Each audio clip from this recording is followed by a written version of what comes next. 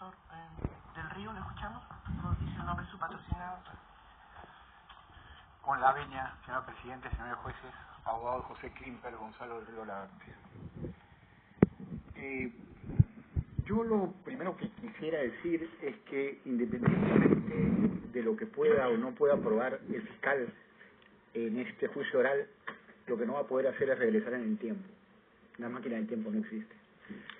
El fiscal, durante su alocución y durante su alegato de apertura, ha establecido, como mucho, abundante prueba de un delito de financiamiento ilegal de partido, que en el 2011 no existía y en el 2016 tampoco.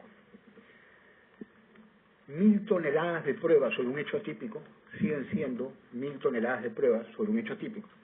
Un hecho atípico no justifica jamás una condena.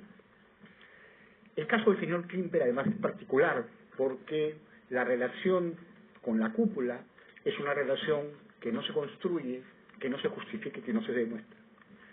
De hecho, yo me he pasado un buen rato ayer buscando la cúpula en el Código Penal y no la encuentro. La cúpula es una narrativa que utiliza el señor fiscal para justificar primero una supuesta organización criminal y luego una autoría inmediata que no se sostiene. Y no se sostiene porque no hay establecimiento de jerarquía, establecimiento de la estructura, establecimiento de la distribución de roles y funciones, pero sobre todo del establecimiento de la posición del señor Klimper en esa supuesta cúpula. Dicho esta introducción, voy a ir en orden. Voy a ir en orden al delito de organización criminal y luego voy a pasar al lavado de activos en el 2011 y en el 2016, siempre respecto de las imputaciones por autoría material.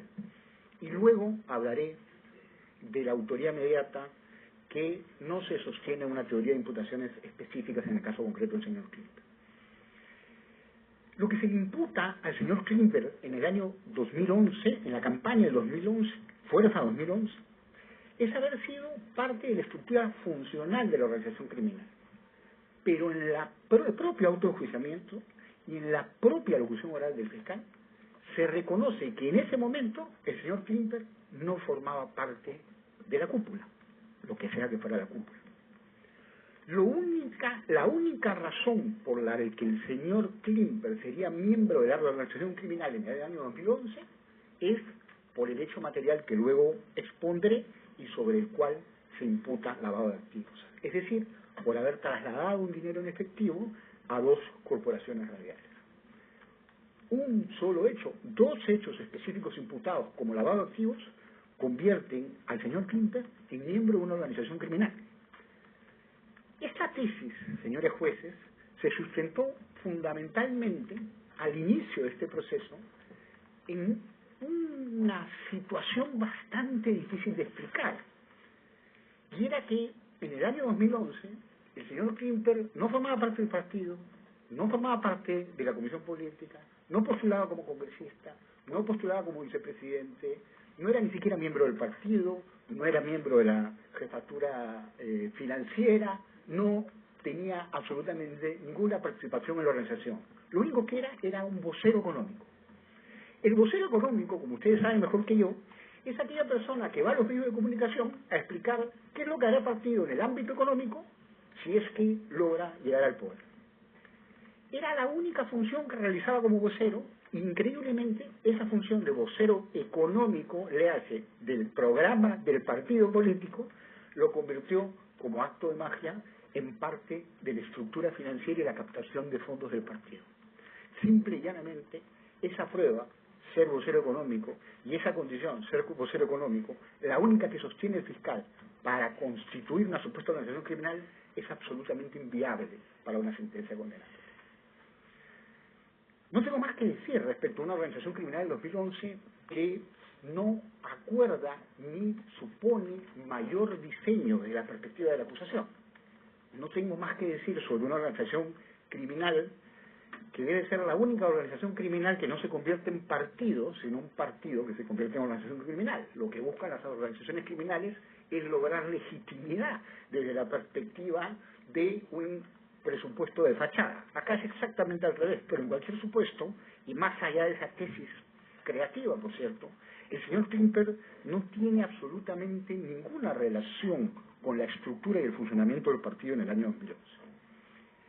En el ámbito de la autoría material de lavado de activos, señores jueces, lo que se le imputa al señor Klimper es haber trasladado dinero recibido por Jaime Yoshiyama hacia Corporación Radial y hacia RPP. ¿Qué se hizo con ese dinero según la propia tesis fiscal? Pagar una deuda. ¿Y qué es lo que va a traer el señor fiscal a este juicio?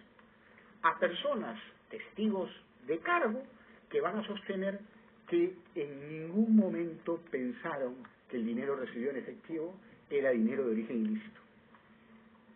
Van a traer testigos que son los aportantes privados del partido. De hecho, entre ellos se ha hablado de Dionisio Romero, de Martín Pérez, que no van a sostener bajo ningún contexto, ni van a dar ninguna explicación de cuál es el fraude en la administración de personas jurídicas que cometieron. Es evidente, como han dicho las personas que me preceden, mis colegas que me preceden, que estamos ante una gran debilidad del caso. Es materialmente imposible establecer, primero, que el dinero que se usó en la campaña, en efectivo, maletín humano, repetía el fiscal, es de origen delictivo. Pero en el caso del señor Klimper, es mucho más difícil de establecer, imposible de establecer, que se debería presumir su origen delictivo. Y voy a volver al inicio de la locución. La infracción de una ley electoral, señores magistrados, no es un delito. No lo era en el año 2011, no lo era en el año 2016. El financiamiento ilegal de partidos no era un delito en el año 2011 y no lo era en el año 2016. Desde esa perspectiva, lo que habría hecho, según la imputación fiscal del señor Klimper, es trasladar un dinero para pagar una deuda de quienes reconocen que saldaron esa deuda y quienes reconocen que nunca dudaron de la licitud del dinero. La única tesis que mantiene el fiscal para sostener que mi cliente cometió un delito de lavado de activos es el símbolo del dinero en efectivo. Recibir dinero en efectivo, señores magistrados, es para el fiscal un indicio único. Es decir, basta que alguien entregue dinero en efectivo, una gran cantidad de dinero en efectivo. Habría que preguntarse para el Dionisio Romero si es una gran cantidad. Las cantidades son según la percepción de quien tiene un determinado patrimonio. Pero resulta que recibir dinero en efectivo constituye un indicio único para condenar a alguien por lavado de activos. Es evidente que no.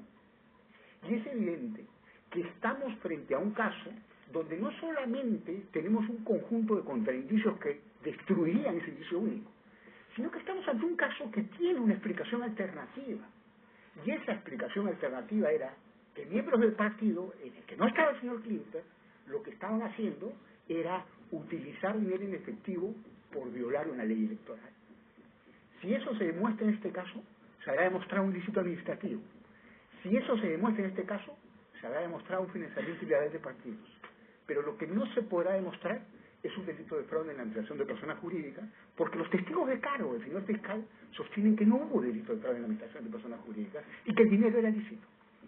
Habrá que preguntarse si son testigos de cargo y habrá que preguntarse también si son testigos propios o impropios en el desarrollo del juicio oral. La relación del señor Klimper en el año 2011, la supuesta relación del señor Klimper en el año 2011 con el financiamiento, la captación de fondos del partido, es algo que va a ser imposible demostrar. Tesorería va a confirmar, los miembros de la tesorería del partido van a confirmar en este proceso que el señor Klimper nunca participó del área financiera.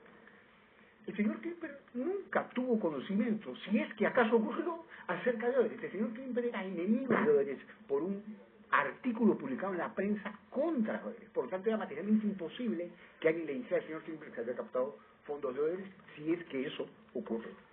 El señor Klimper no tiene absolutamente ninguna relación en la captación de fondos del señor Rasmussen y no tiene absolutamente ninguna relación en la captación de fondos de Credicor. El señor Klimper, en el año 2011, no tiene absolutamente ninguna relación con el eje central de la Fiscalía. El eje central de la Fiscalía para supuestamente acreditar el lavado de activos es el conocimiento de los falsos aportantes. Hay un abogado conocido en medios de comunicación que dice, la ropa limpia no hay que lavarla. Y desde esta perspectiva, los falsos aportantes, si es que existieron, lo que pretendían era violar la ley electoral, era permitir realizar aportes por encima del límite que establecía la ley. Pero el dato fundamental para el señor fiscal es que el conocimiento de la existencia de los falsos aportantes convierte a las personas imputadas, acusadas en este caso, en personas que conocían del modelo o el modo con el que se pretendía lavar el dinero. Lavar ropa limpia, probablemente. Pero independientemente de esa situación e independientemente de esa discusión jurídica, hay un dato fundamental. No hay un medio de prueba que vincule al señor Klimper con los supuestos falsos aportantes. Los falsos aportantes no lo conocían. El diseño de los supuestos falsos aportantes no fue comunicado al señor Klimper. El señor Klimper nunca participó del modelo en el que se pretendía justificar el ingreso de dinero al partido. ¿Cómo alguien que no tiene ninguna relación con los falsos aportantes, eje central de la Fiscalía para determinar el conocimiento o el deber de presunción del supuesto origen delictivo del dinero, puede ser acusado por 30 años? Exactamente lo mismo, o algo muy similar, por decirlo de alguna manera, ocurre en el año 2016. En el año 2016 ya no se coloca al señor Klimper fuera de la cúpula, se le coloca dentro de la cúpula. ¿Por qué se coloca al señor Klimper dentro de la cúpula? Por una sola razón. El señor Klimper es secretario general del partido. El 20 de mayo del 2016, el proceso electoral acaba el 5 de junio del 2016. Es decir, lo que se pretende sostener es que la condición de secretario general lo convierte otra vez en un actor fundamental de la captación de fondos 2 semanas antes de que acabe el proceso electoral. ¿Cómo puede una persona que está 2 semanas en un cargo tener el control de la captación de fondos del partido? ¿Cómo puede una persona que está 2 semanas en un cargo tener conocimiento sobre las finanzas del partido? ¿Cómo puede estar una persona 2 semanas en un cargo y conocer que la declaración que hace el partido, aun cuando la suscriba, desde la perspectiva del principio de confianza, es una declaración falsa ante las autoridades administrativas? Otra vez estamos frente a un escenario donde se construye una organización criminal sobre la base de una teoría ciertamente curiosa. Si eres miembro del partido y si eres más o menos visible porque has sido ministro o porque sales en los medios de comunicación como vocero, entonces eres parte de la organización criminal. ¿Cómo le llamo a esa parte importante de la organización criminal? Cúpula. ¿Qué es una cúpula? Hasta ahora no sé entenderlo. Lo que sí sé es que esos miembros de la cúpula no se reunían con Klimper, no tomaban decisiones con Klimper, que nadie sostiene que el señor Klimper coordinó y dispuso. Siempre repite lo mismo el fiscal para justificar la organización criminal o la autoridad mediata. Coordinaron y dispusieron, coordinaron y ordenaron, coordinaron y dispusieron. Bajo esa premisa establece que hay una organización criminal o que hay una autoridad mediata sobre todos los hechos no imputados materialmente al señor Klimper. ¿Cómo? ¿Cuándo? ¿Dónde? No basta crear una narrativa de esa naturaleza, porque yo sostengo que tú eres parte de una cúpula responsable de todos los actos de la organización. Porque yo sostengo que tú eres parte de una cúpula, cosa que tampoco pruebo, eres responsable de toda la organización. Otra vez, el eje central del supuesto conocimiento del origen delictivo del dinero son los falsos aportantes. ¿Qué prueba hay en este proceso o presentará el fiscal de que el señor Klimper conocía el modelo de los falsos aportantes, conoció a algún falso aportante, ordenó que existieran falsos aportantes? Absolutamente ninguna.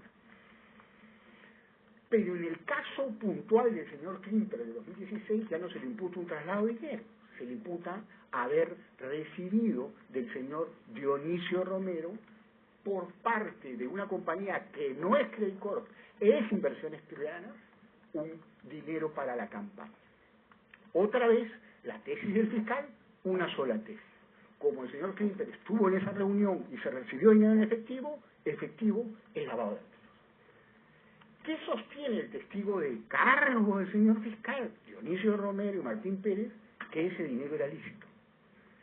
Sostienen Dionisio Romero y Martín Pérez que ese dinero fue parte de un fraude en la administración de personas jurídicas. Como bien ha dicho el doctor Abanto, existe una investigación por fraude en la administración de personas jurídicas, sí, ha sido archivada. Hay una acusación. ¿Por qué no están acá si se les consideraba parte del proceso de lavado de activos? ¿Por qué son testigos de cargo en este proceso y no lo son como imputados quienes entregaron el dinero y en el caso de las corporaciones radiales porque son los destinatarios finales. Y no se equivoquen, no estoy diciendo que deberían estar acá, estoy sosteniendo que es justo que no estén acá porque acá no hay dinero ilícito. No tengo absolutamente ninguna duda de que el banco más grande del país y la corporación ligada al banco más grande del país es quien más dinero lícito tiene en este país. Por lógica elemental, tener que presumir o deber presumir que el señor Dionisio Romero tiene dinero ilícito es ciertamente una operación creativa. Pero más allá de lo que pensemos o lo que querramos creer, no habrá persona en este juicio que sostenga que ese dinero fue consecuencia de fraude en la administración de personas jurídicas. El único que lo dirá es el fiscal, pero el fiscal no lo tiene que decir, lo tiene que probar. Y no puede probarlo porque ni siquiera cita el numeral del artículo 198 de fraude en la administración de personas jurídicas, ni siquiera construye la hipótesis de fraude en la administración de personas jurídicas, ni siquiera desarrolla los elementos del tipo de fraude en la administración de personas jurídicas. Repite que se violan reglas de la SUNAT. ¿Qué tributo se dejó de pagar? Repiten que se violan reglas bancarias. ¿Qué regla bancaria forma parte del elemento del tipo del fraude en la administración de personas jurídicas? ¿Ante qué tribunal estamos? ¿Ante un administrativo que tiene que revisar una ley electoral o ante uno penal que tiene que revisar la infracción a la ley penal? ¿Puede el fiscal establecer que la recepción por parte del señor Dionisio Romero, quien sostiene y sostendrá en este juicio oral, que era dinero de una empresa familiar y que toda la familia estaba de acuerdo con el aporte, puede sostener que el señor Klimper debía presumir que ese dinero era ilícito? Las razones expuestas por los propios testigos de cargo, permítanme las comillas, son seguridad, que no querían aparecer y que querían evitar las represalias en caso ganara el candidato opositor. Es la historia de los aportantes, personas jurídicas, empresas privadas. Podemos estar de acuerdo o no con esto. Puede existir un reproche social, yo lo reprocho, pero el reproche que discutimos acá es un reproche de naturaleza penal. Y lo que tenemos que establecer, y el fiscal no está en capacidad de establecer, es que existió un delito de fraude en la administración de personas jurídicas. Porque aquel que consiente hacer con su patrimonio lo que considera es un acto beneficioso para su compañía, no comete delito de fraude en la administración de personas jurídicas. Inversiones Pioranas, que es lo que se le imputa al señor Klimper, es una empresa familiar. Es una empresa donde es perfectamente posible hacer una consolidación de dividendos como se hizo en el ámbito de la Ley General de Sociedades. Y allí donde una empresa familiar, todos están de acuerdo en realizar un aporte, cual fuere el aporte, no hay fraude en la administración de personas jurídicas, porque esta no es una empresa pública, como lo es, por ejemplo, Predicor, público, entendido desde la perspectiva de que cotiza en bolsa, desde luego. Acabo con la autoridad inmediata y voy a hacer... tengo dos puntos adicionales. El penúltimo es la autoridad inmediata. Con la autoridad inmediata no tengo mayores elementos que decirles que no entiendo muy bien la imputación. Y a pesar, decía el señor fiscal que nosotros habíamos realizado defensa ineficaz, yo le aseguro que no lo hicimos, y aseguro que lo peleamos. Pero hay jueces de la investigación preparatoria que realizan su función y que no la realizan. A ver, la autoridad inmediata en este caso es una suerte de juego de las sillas. Es decir, hay dos cúpulas y cada vez que se le imputa autoridad material a algunos miembros de la supuesta cúpula, todos los demás son responsables. ¿Por qué? Porque sí. Porque lo que ha hecho es inundarnos a todos de un conjunto de imputaciones para que nuestro trabajo sea más difícil. Y repite la frase, como eran parte de la cúpula, coordinaron y expusieron. ¿Cómo? ¿Cuándo y dónde? ¿Qué prueba tiene de que Klimper ordenó a Yoshiyama ordenó a Klimper? Lo que se hace es una regla increíble de situar todas las imputaciones penales en un cajón desastre donde se hace responsables a todos bajo una narrativa. Coordinaron y expusieron que no prueba. No prueba porque el señor Klimper nunca estuvo en una reunión de partido, nunca estuvo en Bucarest, nunca formó parte de las organizaciones, nunca se reunió con el Consejo Nacional de Magistratura, ni con los congresistas, ni tuvo ninguna reunión en la que se tratara de publicar una ley, ni sabe quiénes son los cuellos blancos. Esa es la realidad. Lo que se hace es crear un cajón desastre para establecer que las figuras más públicas ligadas al fujimorismo sean responsables por todos los actos supuestamente cometidos en el partido. Y eso convierte, a mi entender, un dato que es demasiado peligroso, que si formas parte del partido has cometido todos los delitos que al partido se le impute. Es decir, eso forma parte de entender que formar parte de un partido político es formar parte de una organización criminal y peor aún, ser autoridad inmediata por cualquier irregularidad que se cometa dentro. Eso no solamente no se puede probar, y no se va a poder probar en este proceso porque no habrá nadie que se indique a Klimper como parte de la cúpula. Lo más importante es que eso no es la autoridad inmediata. La autoridad inmediata, efectivamente, no puede haber ejecutor material y el hombre de atrás al mismo tiempo. La autoridad inmediata requiere niveles de distribución de roles, funciones, jerarquías que el fiscal no explica. Pero no importa, ya que no explique, estamos acá y esto es un juicio oral. No prueba, no va a poder probar. Quiero acabar con un último punto que aquí me parece sumamente grave.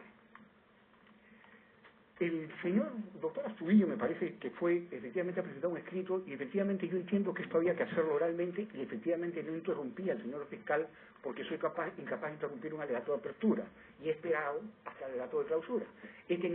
Hasta mi alegato de apertura. Y he tenido que esperar hasta mi alegato de apertura mientras Frecuencia Latina ha tenido que sacar 5 comunicados diciendo que lo que dice el fiscal es falso. Pero yo no voy a discutir si lo que dice el fiscal es falso o no es falso. Lo que voy a decir es que no es parte de este proceso. La alusión que ha hecho, yo le concedo el espacio y la posibilidad para que se retracte, porque no voy a discutir acá verdad o falsedad, voy a discutir objeto procesal. Lo que ha sostenido en relación a una supuesta entrega de dinero del señor Klimper a Frecuencia Latina no es parte de la formalización, no es parte de las diligencias criminales, no es parte de la acusación y no es parte del autojuiciamiento. La imputación respecto de que el señor Klimper entregó maletines de dinero a Frecuencia Latina no es parte de la formalización, no es parte de la acusación, no es parte del control, no ha sido parte del trato intermedio, no ha sido parte del juiciamiento. Lo pueden confirmar en cualquier momento cuando ustedes quieran. Eso es una irregularidad bastante grave, porque es una acusación manifiestamente sorpresiva y porque es una acusación que no está sometida a control. Y yo, personalmente, nunca había visto eso en un juicio. Frecuencia Latina, que tenía que salir un comunicado a decir que eso es falso porque se enteró, como nos enteramos nosotros, en su alocución oral. Por lo tanto, no puede traer ningún testimonio de un hecho que no formó parte de la investigación. Punto. No voy a discutir su falsedad, es falso, pero no lo voy a discutir. Y creo que hay que ceñirnos a la acusación y al autojuiciamiento y que ese tipo de acusaciones sorpresivas convierten a esta acusación en la acusación número 23. Y no puede suceder algo como eso ante un tribunal como este y en un juicio oral de la importancia que este tiene. El proceso penal, el juicio oral que nos sucede, donde vamos a batallar, puede acumular pruebas de un financiamiento ilegal de partidos. El señor Klimper nunca tuvo nada que ver con el financiamiento ilegal. Pero lo mucho que podrá probar, si es que lo prueba, es que existió una violación a la ley electoral. Y yo pediré al final de ese juicio oral que se mantenga la postura que este tribunal y todos los tribunales de este país defienden, que la ley penal no se aplica retroactivamente y que el financiamiento ilegal de partidos no era delito en el año 2011 y en el año 2016. Por lo tanto, acabo como empiezo. El fiscal podrá tener 1000 toneladas de pruebas de un hecho atípico en el 2011 y el 2016. El fiscal podrá probar falsos aportantes que nunca conocieron al señor Klimper. Pero lo que no podrá probar el fiscal, lo que no podrá hacer el fiscal, es retroceder en el tiempo. No podrá viajar al año 2011 a crear un financiamiento ilegal de partidos, un delito de financiamiento ilegal de partidos que en el 2011 y en el 2016 no existía. Lo que hace es forzar la figura en el supuesto fraude de administración de personas jurídicas que tampoco está en capacidad de probar, porque sus testigos de cargo nunca reconocen que el dinero que aportaron lo aportaron de la perspectiva de un origen delictivo. Lo único que tiene es que supuestamente se entregó dinero en efectivo. Si el dinero en efectivo fuera un indicio único y fuera razón suficiente para condenar de la perspectiva del lavado de activos, entonces eso sería no solo no comprender la ley penal, sino no comprender que estamos frente a un caso donde existía una gran razón para que aportantes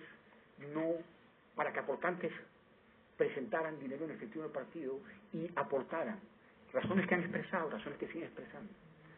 Los testigos supuestamente de cargo que presentará el fiscal son, desde la perspectiva del origen delictivo o supuesto origen delictivo del dinero y desde la perspectiva del deber de presunción del origen delictivo del dinero, testigos de descargo del señor Klimper, porque lo que se sostendrán es que el dinero que recibieron era lícito, porque lo que sostendrán es que el dinero que entregaron era lícito, y porque justificarán las razones de por qué entregaron ese dinero en efectivo, y esa única razón será violar una ley electoral.